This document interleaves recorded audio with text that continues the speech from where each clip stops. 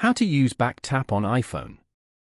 To get started, first of all go ahead and open up the Settings application on your phone. Once you're here, go to Accessibility as shown. From here, you can personalize iPhone in ways that work best for you with accessibility features for vision, mobility, hearing, speech, and cognition. Go to the Physical and Motor section and tap on Touch. Here, scroll down to the end and go to Back Tap.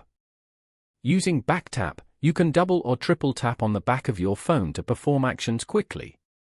Over here, tap on Double Tap.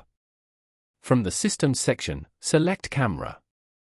Now, go back and double tap on the back of your phone. As you can see, the Camera app will now open automatically. You can repeat this to open other apps or tools on your phone as well. Following these steps, you can easily use Back Tap on iPhone.